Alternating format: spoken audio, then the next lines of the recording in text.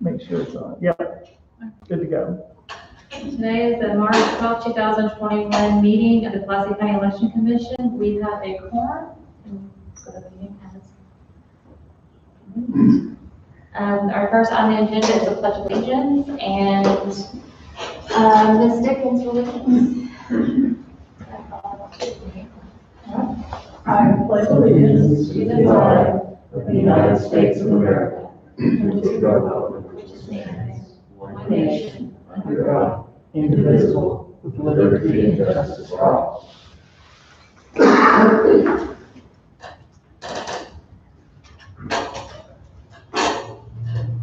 What is the green flag? Sherwood? Oh, yes, Whatever it is. Wrights Hill, and what's that one there? You know that one in the corner? Which one, this one? Yeah. Oh, sorry. Yeah, we have all the cities. Yep. So Alexander and. I did not realize that. I like it. All right, so approval of previous meeting minutes. Did everyone have time to review the meeting minutes? Do I have a motion? All those in favor? Aye. The meeting minutes are approved. All right, next item of business is the May 18, 2021 annual school election, Missouri ballot styles. So in front of you, you have the actual ballots.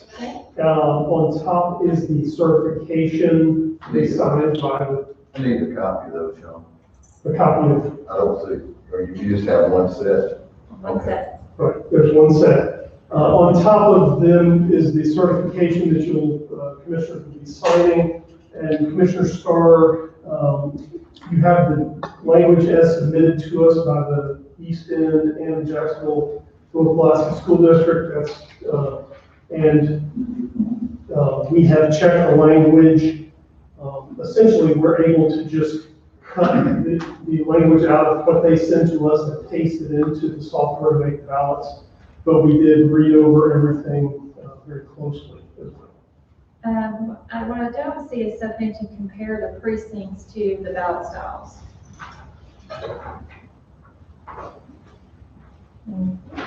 Anyone's gonna ask that? Thank you. Okay. I'm gonna do a quick check and then I'll pass these around. So what we're looking for, Commissioner Scott, is, and we're gonna read through the ballot language here shortly, but, yeah, the ballot style number in the upper right-hand corner. And you have the precinct, number, as you can see, precinct. This is the chart, so it should coordinate with that chart. Okay, thank you. So that's how we're looking at it.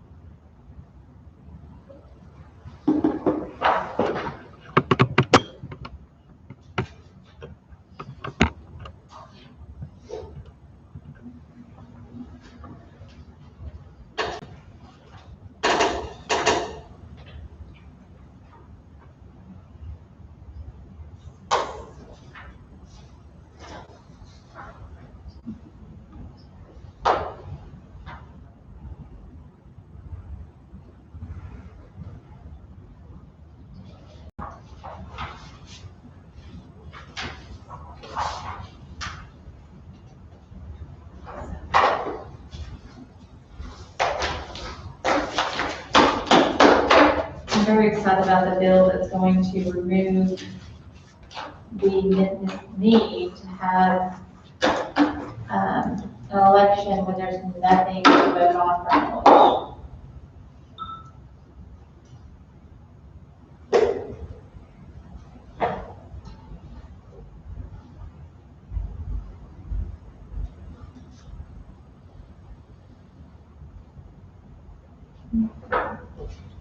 Pass it this way, and then I'll pass it over to you.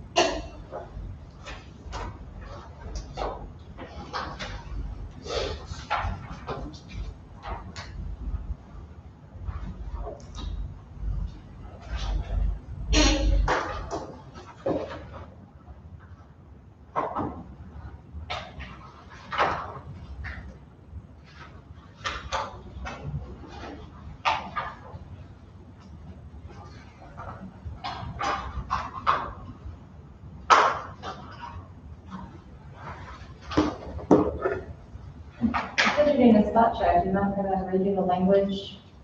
Sure, go ahead. The total tax rate proposed above includes the uniform rate of tax, parentheses, the statewide uniform rate, that's in quotation marks, to be collected on all taxable property in the state and remain remitted to the state treasurer pursuant to Amendment Number 74 to Arkansas Constitution to be used solely for maintenance and operation of schools in the state. And state is capitalized in all those places. As provided in Amendment Number, and number is in ODOT. 74, the statewide uniform rate replaces a portion of the existing rate of tax levied by this school district and available for maintenance and operations of schools in this district. The total proposed school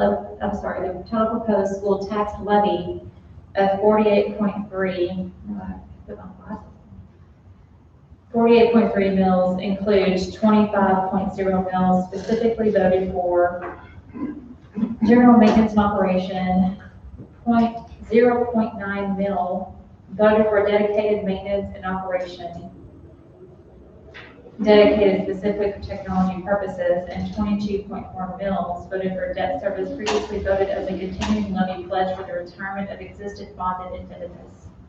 The surplus revenues produced each year by debt service millage may be used by the district for other school purposes, with district being capitalized. The total proposed school tax levy of 48.3 mils represents the same rate presently being collected. Yep, works for me. I'm done spot check.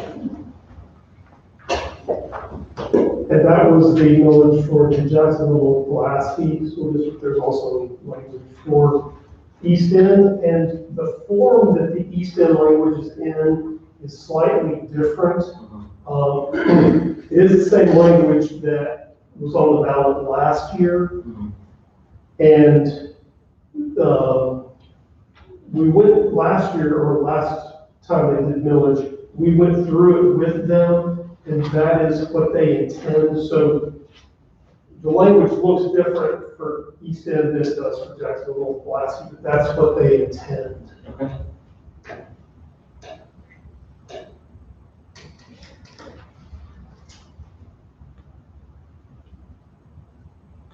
So we're not changing, we can't review their language because this is on their ballot.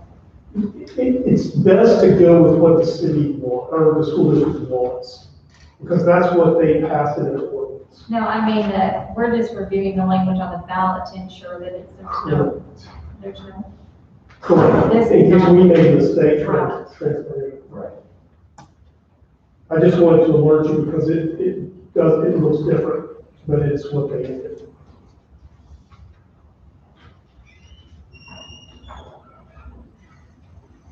So that would be ballot 56 and 57. If you wanna, you have this? Yes, sir. You want to read that to the commissioner? Scott, we have two first names, I always want Which one do you like, Red? to. He's going to look at 56 and 57, those are the last. Be the last two The ballots. last two ballots for the East End School District. Let's see, make sure the language matches. All right, ready? Yep. In accordance with the requirements of Arkansas Code annotated 614-109, what's it? Third paragraph where it starts from. Oh, third paragraph where it starts, okay. To submit the question of voting a total school tax rate, open parentheses, state and local, close parentheses, of 40.4 mils on the dollar of the assessed value of taxable property located in this school district, which the school district is capitalized. The proposed tax includes the uniform rate of tax, open parentheses, the statewide uniform rate, that's in quotation marks, close parentheses, to be collected on all taxable property in the state and remitted to the state treasurer pursuant to amendment numbers NO period 74 to the Arkansas Constitution to be used solely for maintenance and operation of schools in the state. The state is capitalized. As provided in amendment number 74, the statewide uniform rate, which is all capitalized, replaces a portion of the existing rate of tax levied by this school district and available for maintenance and operation of schools in this district. The total proposed school tax levy of 40.4 mils includes 25.0 mils specifically voted for general maintenance and operations, and 15.4 mils for debt service previously voted as a continuing levy pledged for the retirement of existing bonded indebtedness. The surplus revenues produced each year by debt service millage may be used by the district for other school purposes. The total proposed school tax levy of 40.4 mils represents the same rate presently being collected. Okay, Commissioner, can I ask you to look back at where you quoted 25.0 mils? Is that what you said? Yes, sir. 25.0 mils specifically voted for general Okay. maintenance and operation. Yeah, that's correct. That's all correct. Sorry, the mask. Yeah. Thank you.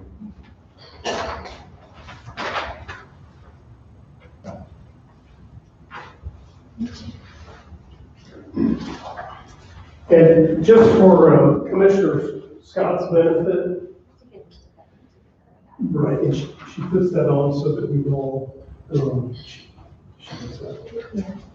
For Commissioner Scott's benefit, when we code the ballots, every ballot that is, for example, all the school district ballots, once we put the language in, it goes to all those ballot styles that are in the school district. And the same for East End. So from one Jacksonville ballot to the next Jacksonville ballot, the language would not change because it's all produced within the same software. The things that will change are, some ballots would have the contested race zone 4, some would not. Those things would change, but once we input the language for the millage, it's the same on every ballot for that school district. Thank you, Sean.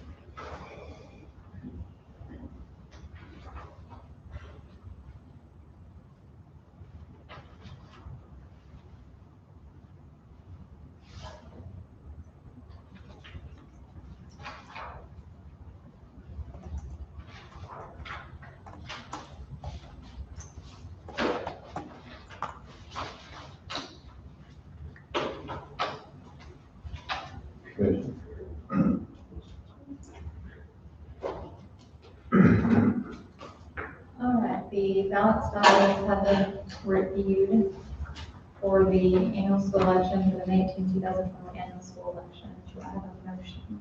I move to certify the ballot styles of the May 18, 2021 annual school election. All those in favor? Aye. The ayes have it. We need to sign this.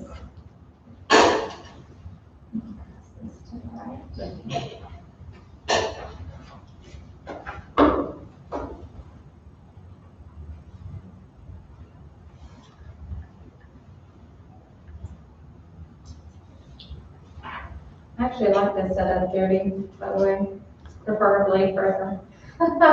Well, I do too. I was talking to Commissioner Price earlier, and if you guys like it, we'll just keep this for the foreseeable future. Yeah. So, Yes. it just makes more sense. I was social distancing before school.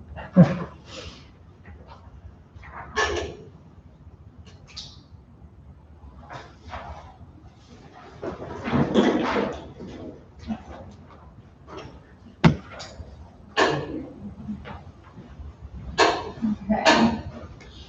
Other business.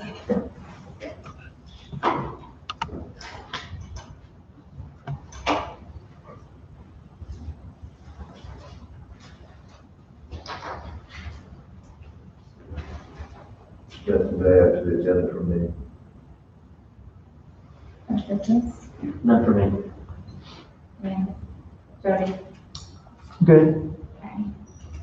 Just a reminder that I believe this was the April 28th meeting.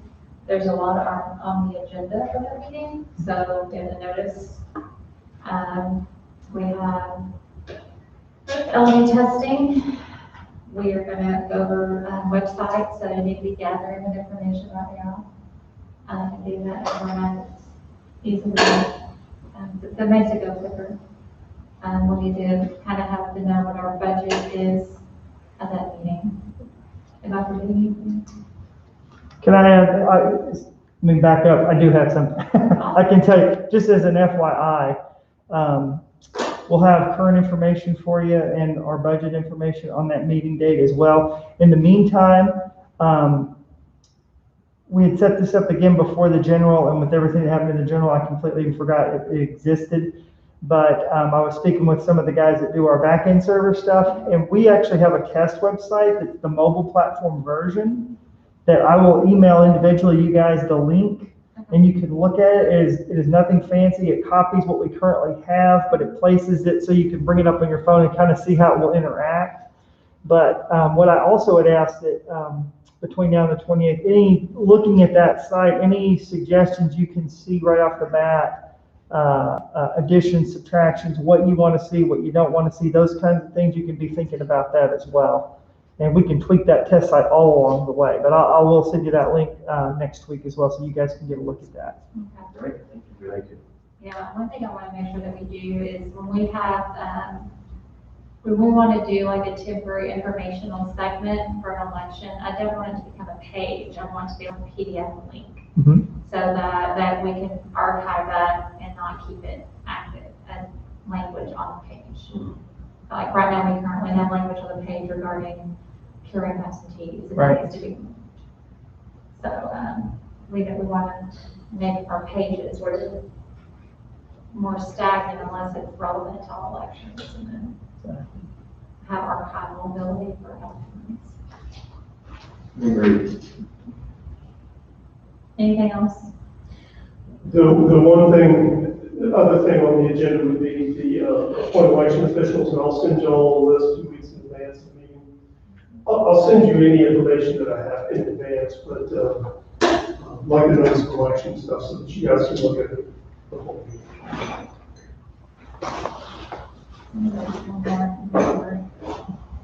And then LA testing.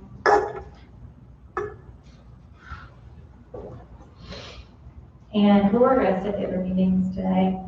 That is correct. That testing. After the 4/28 meeting, the only meeting should be the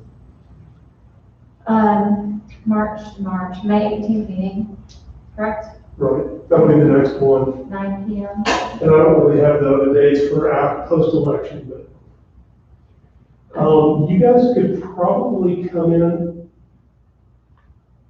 earlier. Amanda, what do you think? Hopefully, 8:30, you can have things in.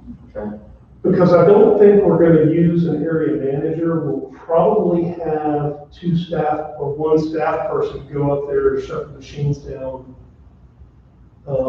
And so there'll be far less materials and everything like that, so. Okay, so 8:30 on the 18th. And just as a side note, if you have not had your vaccine yet, I spoke with the governor's office regarding the changes in the 1B classification versus essential government employees. And my question was, would poll workers and election officials be considered under that essential government employees? And I know they're kind of limited on numbers of, vaccines they have, and the question was, how many would that really cover? I said, well, to be honest, it's because we have school elections coming up. And if you kind of look at that timeline, you would want to be able to do this in March and not wait until end of April. And that's a pretty small number for the counties.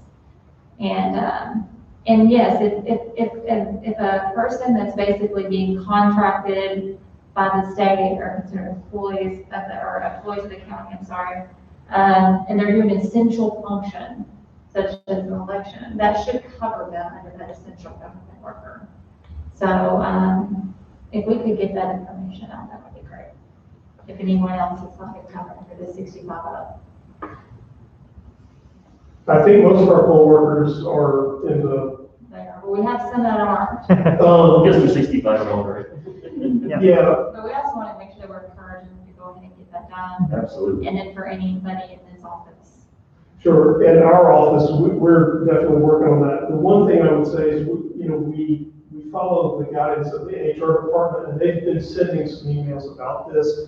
But the one thing that they tell us is that we need to provide our county ID in order to prove that we're county employees, and of course, all workers don't have county IDs. So I'm not sure that, and our HR department has a definition that they're working under for essential employees. And I mean, I like the way you think. I would love for all of our poll workers to be vaccinated before the next election.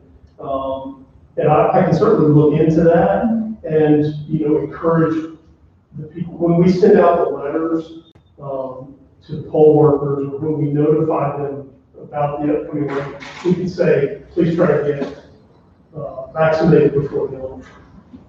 We'll do what we can on our end, for sure. I think they should definitely, if all possible, be vaccinated. Yeah, I mean, if that's what they choose to do, I just want to Right. make sure they know they have an option to do so.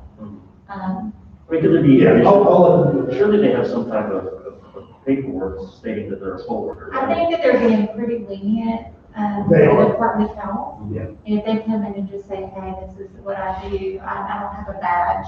Right.